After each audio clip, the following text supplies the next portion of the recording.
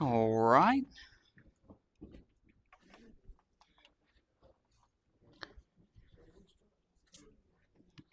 If you would at this time, let's find chapter 11 in our Bibles, 1 Corinthians chapter 11. I believe we're at verse 3 of this chapter. We finished out at verse 2 last week. So we just got through finishing chapter 10, where the Apostle Paul had continued a discussion about the meat offered to idols and pointed out as far as instances like, well, what if you're out in the market? What do? Don't ask questions, just get the food. What if you're in somebody's home? Don't ask questions, just eat it. But if someone tells you, hey, this meat was offered to an idol, Paul said, I wouldn't do it if I were you. I wouldn't do it for the sake of the conscience of those who are around you, because you never know who might come to an offense because of it. As far as a conscience might be hurt, leading another Christian into sin or something of that nature. And basically points out the fact that these Christians need to stop thinking about just themselves and thinking about those who are around them. And he finishes that up by, in verse 1, pointing out they need to, the best of their ability, follow his example as to Christ. And Paul starts out chapter 11 at verse 2 by offering praise to the congregation. There were a number of things that they had remembered at this time. For all their problems, there were things they were doing right. And then we get to verse 3. In verse 3 he says, but, it's a point of contrast here. He's now going to get into a discussion about what is considered to be the hardest part of 1 Corinthians, and that's the idea of the head coverings. But I would have you know that the head of every man is Christ, and the head of every woman is the man, and the head of Christ is God. Now, one thing to bear in mind before we go further into this, and I wanted to make sure I mention this, one of the keys to understanding this section of Scripture, verses 3 through 16, is remembering that historically at this time there was a temple to Aphrodite that is in the city of Corinth. And that's going to play a major role in understanding what Paul has to say in this chapter. So he starts this out by speaking about the idea of authority. And you could sum it up simply by saying this: God is over Christ, Christ is over man, man is over the woman. You know, the idea of authority. Now, this does not mean that a female is inferior. Christ is not inferior because he submitted himself to the Father. In the same manner, a woman is not inferior if she submits herself to her husband. I know there are some who have tried to use this verse to mean that females are essentially slaves to men. That's a false doctrine. That's completely far and away from what the apostle means here. He's just pointing out the fact that there are roles, and the fulfillment of that role does not signify inferiority or superiority. It's just the fact that there are roles. Verse 4, every man praying or prophesying, having his head covered, dishonoreth his head. Let's talk about the word prophesying really quick. It means to utter forth, to declare a thing, which can only be known by divine revelation, to break forth under sudden impulse in lofty discourse or in praise of the divine counsels, or under the like prompting, to teach, refute, reprove, admonish, comfort others. It's the idea of what prophesying is. It's the idea of foretelling. The idea of foretelling is you talk about future events. And I've got it planned that whenever we finish either our Sunday morning class, which will probably come first, or this one, we'll probably be getting into the minor prophets. And there's a lot of foretelling that's involved in that. You'll have foretelling about coming events such as the Israelites going into captivity, Judah going into captivity, but also about the coming of Christ and His kingdom and what that kingdom would be like. Those things are foretold in the Scriptures. But there's also the idea of forthtelling. And the idea of forthtelling is you're talking about society as it is, as God knows it, as God sees it. And of course, God knows the truth behind that. And you'll see instances like I've pointed this out in the past. The book of Amos talks about the fact that the rich individuals as well as the judges help pervert justice through bribery and things of that nature. How there was violence in the streets to the point where essentially the violence were the streets were kind of paved in blood, so to speak. And so the idea of foretelling and forthtelling.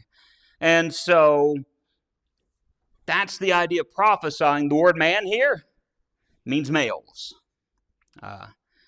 And so a veil or a head covering of Paul's day was an emblem of submission.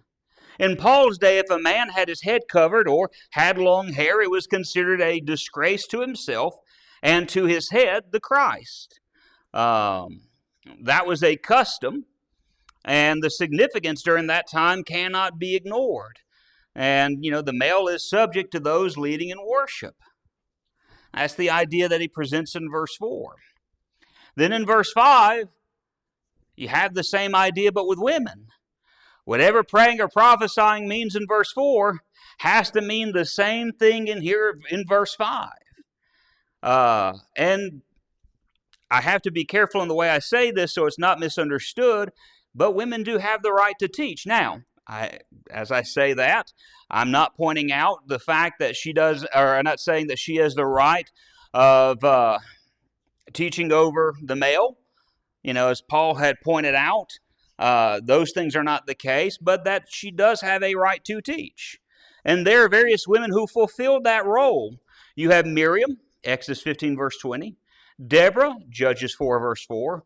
Huldah, 2 Kings 22, 14. And Anna, Luke 2, verse 36. In fact, Peter quotes Joel's prophecy in Acts chapter 2, verses 17 through 18, speaking of daughters prophesying. So, the idea of praying and prophesying is the same thing here. But he says if a woman were to do that with her head uncovered, it is a shame. For that is even all one as if she were shaven. Paul is addressing the idea of modesty and subjection in this context. In Acts, it also tells how Aquila and Priscilla instructed Apollos more perfectly. Yes. So she would have took Paul, and it says they took him aside privately. Exactly. And taught him more perfectly. So if you didn't hear Brandon just then, he made reference to Aquila and Priscilla from the book of Acts.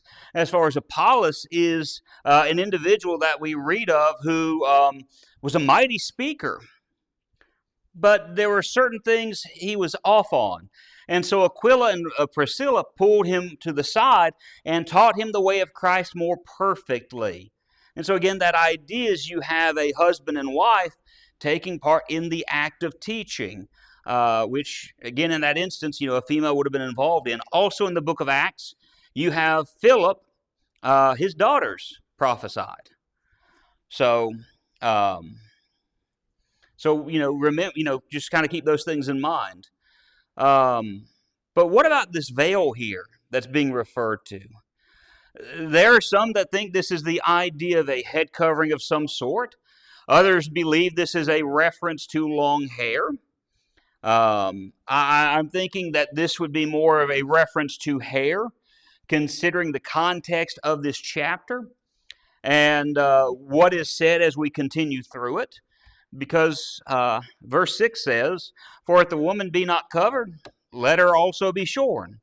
But if it be a shame for a woman to be shorn or shaven, let her be covered." It was customary for a man to shave his head after he took a vow. let's see.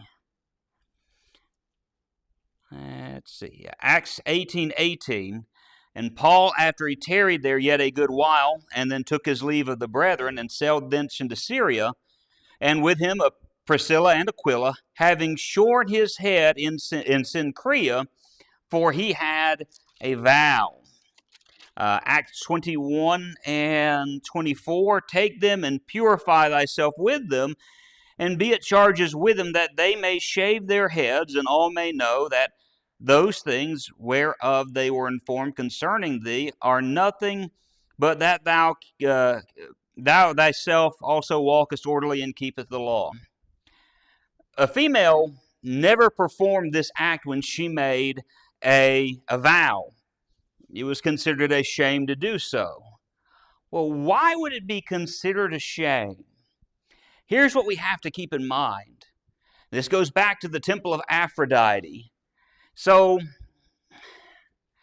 I don't know any other way to put this, but the priestesses at the temple of Aphrodite were essentially what we would refer to modern day terms as prostitutes. And that's what a lot of their worship involved, was fornication. And these women oftentimes had their heads shaved. So Paul is saying, well, if a Christian woman shaved her head, she gave the appearance of a base or lewd woman. And this is in the area of Corinth, where if someone had did that, they might be mistaken for one of these individuals. And essentially pointed out the idea that any woman who did this, the idea would be put under her that she wasn't in submission to her husband. And so pay close attention to the word shorn or shaven. Shorn refers to the idea of shorter hair, while shaved means having it shaved off. And so let's consider this for a brief moment. What if one of these priestesses had been converted to Christianity? Since a shaved head in the area of Corinth gave a picture of immorality, what would she need to do? Well, the idea is she'd need to cover her head until her hair grew back. And that's what I think a big word we need to pay attention to here in this verse. If it be a shame. The word if is a conditional conjunction. Well, what is the condition of this passage? If the custom, it is the custom which would declare the action under consideration to be considered immoral. If a shaved head was a symbol of immorality, then yeah, you would need to keep your hair covered. But what if a shaved head was not a symbol of immorality? Well, then there'd be no need to cover that individual's head. But that's, what he's pointing out here. Again, if is important within the context. Go right ahead. I thought verse 7 was actually telling you what all that was about. And it had to do with the first man, the first woman. Mm-hmm. And God being creator of man first. And then he was made to God. And then God supplied man with a woman. And she was made for man. Mm-hmm. So this goes right back to that time. To me, Mm-hmm. I don't see that it's a custom. It's actually showing a reverence to some point of the position that God put us in. Well, I was actually just about to kind of get into that. A man isn't under this obligation. And the reason why is told he is the image and glory of God. Man is declared to be God's glory, while the woman is said to be man's glory. It reminds us of the fact that man and woman were made on the same day, but not at the same time. That if you, let's go to... And not for the exact same purpose. That's true. Let's go back to Genesis chapter 2, verses 21 through 23. Actually, we're going to start a little bit further than that. So we'll start at verse 19. And out of the ground the Lord formed every beast of the field and every fowl of the air, and brought them unto Adam to see what he would call them. And whatsoever Adam called every living creature, that was the name thereof. And Adam gave names to all the cattle, and to the fowl of the air, and to the beasts of the field. But for Adam there was not found an helpmeet for him. And let's pause here for a moment. So I started 2 verses earlier, and the reason why is God is needing Adam to understand some things. The biggest of which is all the creation has a partner. It has a match. Again, to use the term here, a helpmeet, except one, and that's him. And I do believe that one of God's purposes for having him name these animals is so that he'll come to this realization and come to the understanding of how important the coming creation of Eve is going to be to him, how she complements him, how she, again, matches him, how they are exactly what the other needs. So we continue there. And Adam gave names to all the cattle. Verse 21, and the Lord God caused a deep sleep to fall upon Adam. And he slept, and he took one of his ribs and closed up the flesh instead thereof. And the rib which the Lord God had taken from man made he a woman, and brought her unto the man. And Adam said, this is now bone of my bone and flesh of my flesh. She shall be called woman, because she was taken out of man. And so the idea, again, is God needed Adam to have that understanding, and he has that realization when he calls her bone of my bone and flesh of my flesh. It's more than just simply the fact that, hey, she was made out of a rib that was taken out of my body.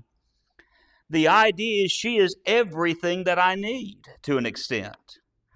And so Paul begins showing why the woman is the glory of man and should be subject to him. Man was made first. Woman was made second. If man had not existed, then woman would not exist.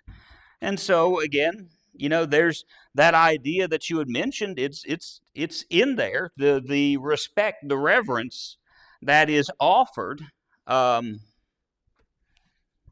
is a big part of the reason. There. Kind of get back to the whole idea of Christ himself in the New Testament. Mm-hmm. Christ was talking about how you serve. If a servant serves his master just like he wants it, then he's just satisfactory. But if he goes a step further, then he's more perfect servant. Mm-hmm. He has to continue to serve continually. Yes. And I feel like this honor that you're giving to Christ's creation through the covering and respecting the one above. Mm-hmm. When I say above, I'm talking about in my eyes. I'm talking about in God's eyes. Mm-hmm. And by doing that, you're blessing the woman will be blessing the man, and the man Christ, as long as he devotes himself completely to Christ. Mm-hmm. And that's what you're doing there. Is it's a complete servitude, I guess, to the one that you're supposed to serve. Mm-hmm. I mean, we go back to Ephesians chapter 5, and we read the fact that man is the head of the wife, even as Christ is head of the body, the church. That there is that idea of, again, subjection that is given in this instance where the wife would have that to a degree to her husband, as far as that idea, it's taught here specifically. And I'm trying to remember everything you had said, so I don't want to misword it. And so, but that would continue to follow suit with that picture as far as a man's servitude to Christ. So I think you would be correct there. Any other thoughts or comments? When he's Okay. given us hard to Christ, man and woman, Mm-hmm. he's describing here in verse 5 how the prostitutes in Corinth shaved their heads. Mm-hmm. And because they wanted to demonstrate that they had no authority over them, they did not belong to a man. Mm-hmm. And that's why he gives that example and to demonstrate that woman, that man has authority over the woman. Mm-hmm. Their freedom as a prostitute was shown by them shaving their heads. Mm-hmm. If you didn't hear Billy, he mentioned the fact that back in verse 5, as far as the mentioning of the women with the shaved heads, it was a picture of the freedom that they had, I guess you can say, from men in that aspect. And again, an individual doing this at Corinth, or a female Christian, would have given that same image by doing just that. All right. Let's go to verse 9. Why was the woman created? And we've already pointed this out, but it was to complement man, because it was not good that man be alone. Man needed a companion, just as the animals had a companion. And again, I need to point something out, because some have tried to say none of this, and I'm not saying anyone here has insinuated that, because they haven't, but some have tried to make this whole thing out to say, well, this makes women inferior intellectually, morally, or spiritually in some way. All this does is show woman's role in God's grand scheme of things. If man had not been created, there would be no need for woman. And that's kind of the reality of it. But there are some that have tried to use this text to make it say things that Paul never did say. Because I'll be honest with you, when I think about this idea, how some have tried to say that women are inferior spiritually, some of the most spiritual people I've known are women. And not to say that I know a lot of spiritual men as well, but in a lot of the congregations I've been at, I've known many instances where you had women who were faithful to the church even when their husbands weren't, and I've seen too many instances where men were kind of wishy-washy with services if their wives weren't.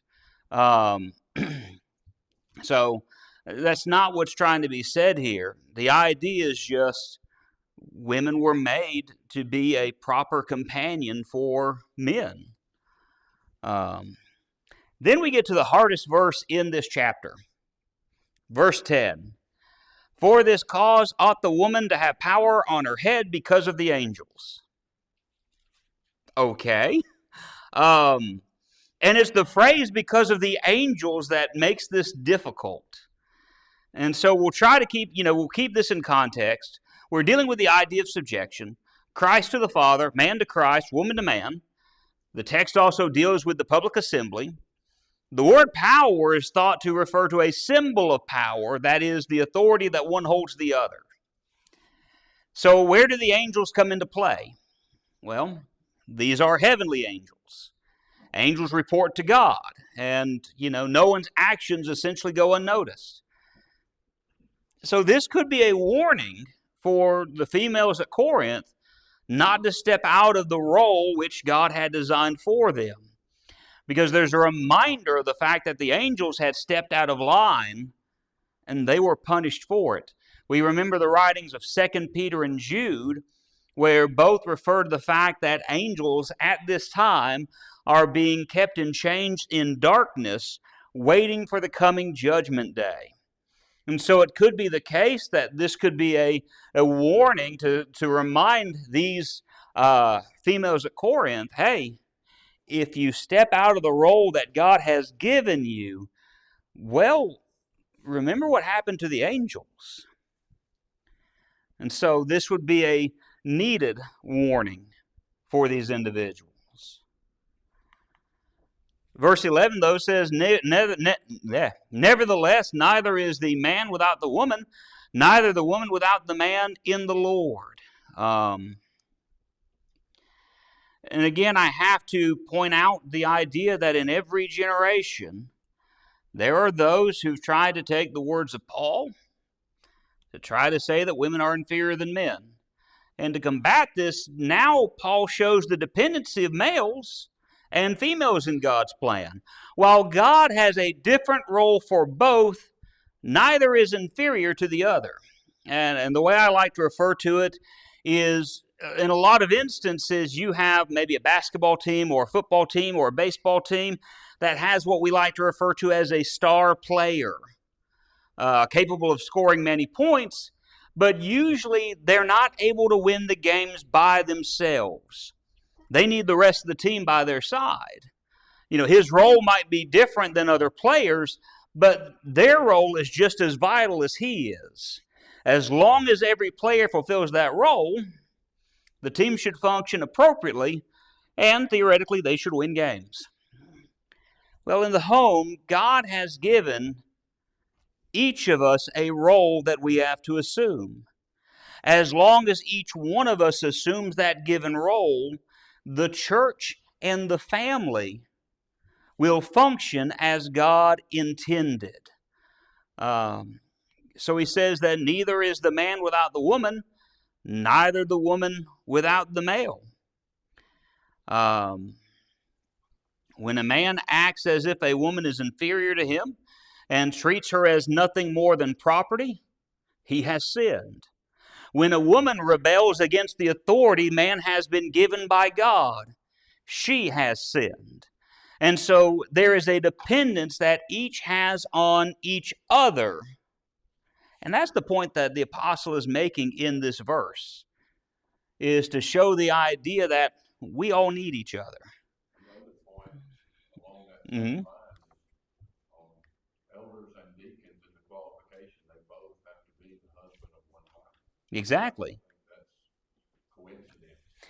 I don't think that is either. If you didn't hear Brandon, he made mention as far as another point that when you look at the qualifications of elders and deacons, one of those qualifications is they have to be the husband of one wife, and that there may be a connection here with the idea that's being mentioned within these verses, as far as going back to that idea of things functioning the way that God would require them. That statement may have reference to the things we're talking about. Did I get that right? Okay, I wanted to make sure. And so I could see that being the case, because part of being the husband of one wife, that would go in line with having that picture of Christ in the church as God intended.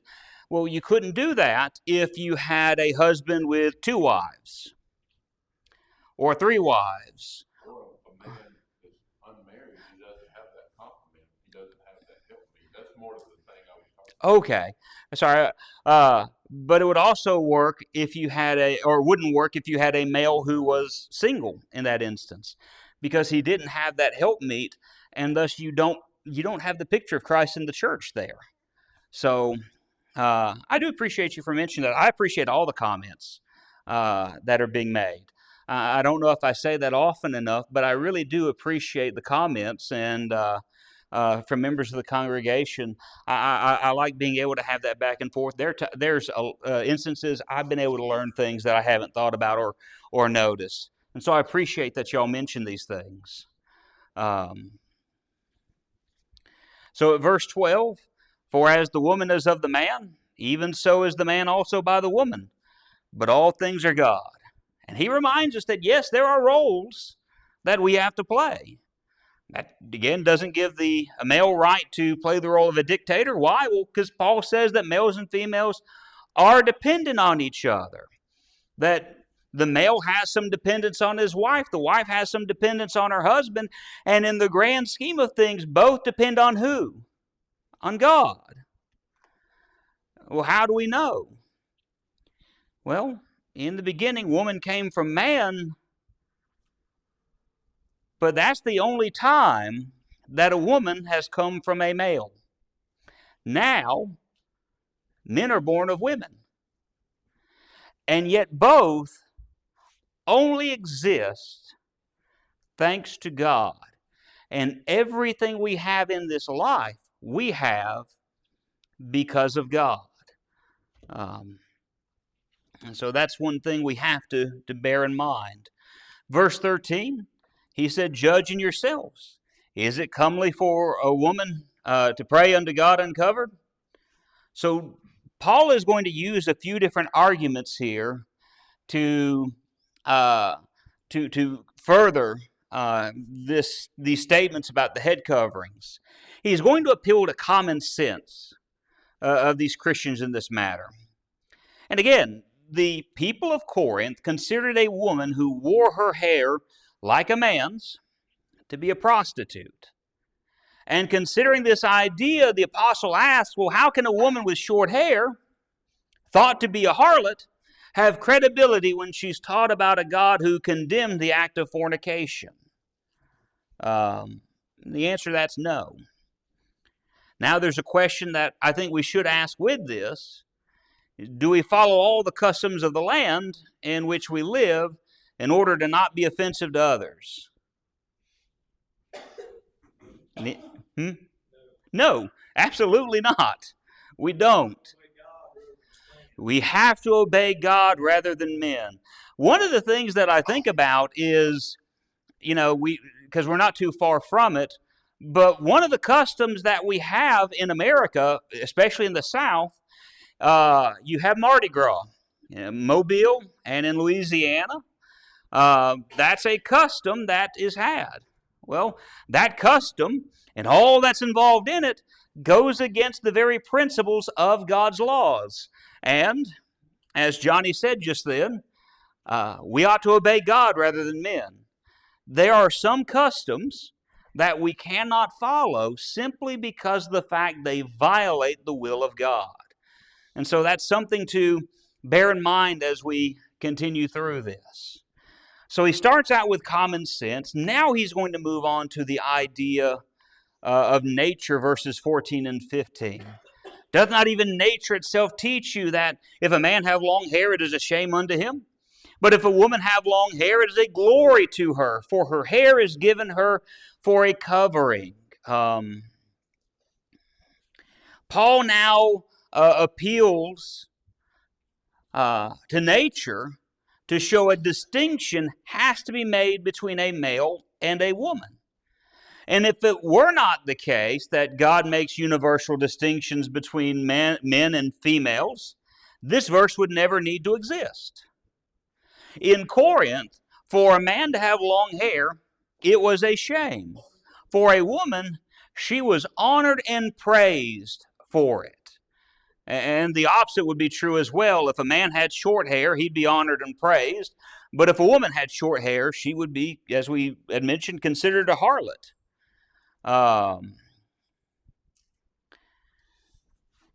And so we need to keep that in mind. And again, I do think a lot of this is cultural in nature. The Greek word for nature can also mean second nature.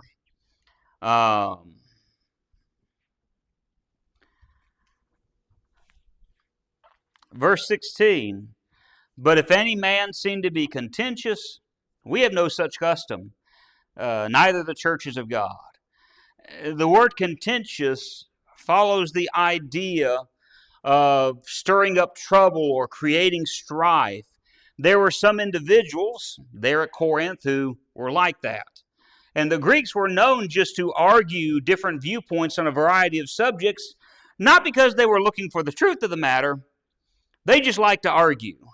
And I've met people like that before, who you mention something and they will find some sort of philosophical argument to argue against you. They might not even believe what they're saying. They just like to argue. And those people annoy me. But he said, if there are some here who just want to argue the matter, And evidently there would have been some of the congregation who would have argued about their freedom. He said, well, no, there's no custom within the church, but they had to remember there was a reason why this was being done. And so that gets us with the head coverings. Any questions, thoughts, or comments about that? Kind of look too, in a way that it's kind of specifying the difference between the sexes.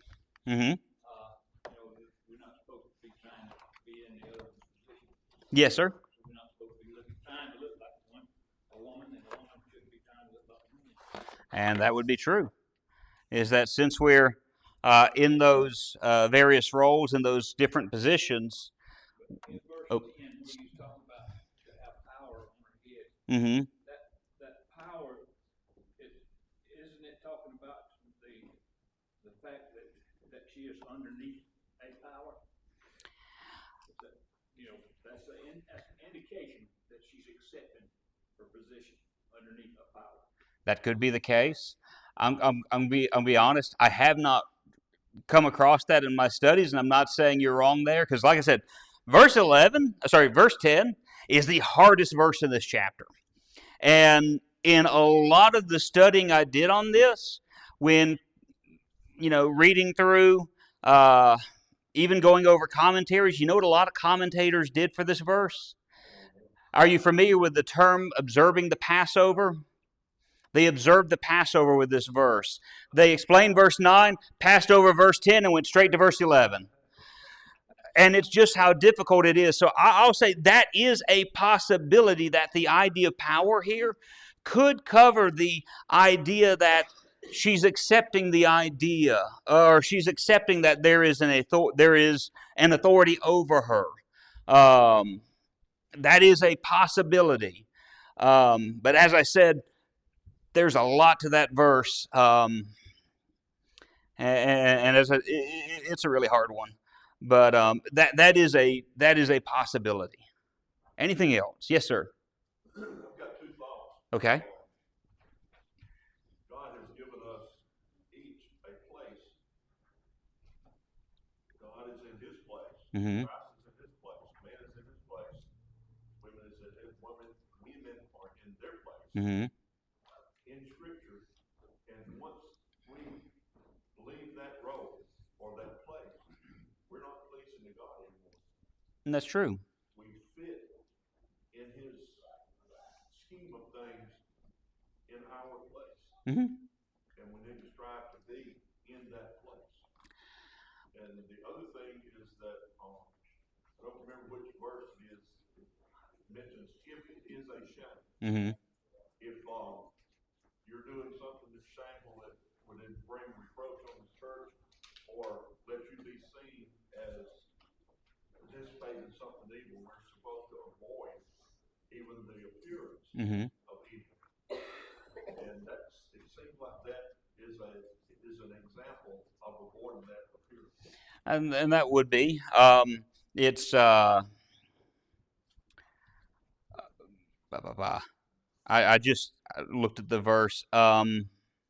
Verse 6 is where it mentioned that. But I think you'd be right as far as we are called to avoid those things which would give the appearance of that to others. And so that is something, something to remember and to be careful of.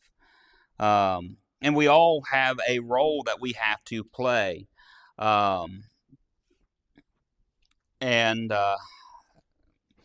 Again, it kind of goes back to the idea of the sports team that was mentioned earlier, is that when you fall out of that, there's a good chance that the team may lose because of it. Well, if we fall out of the role that God has given us, it will be a shame to us and leave us displeasing in His sight. And so I appreciate that. We're going to stop here with our class.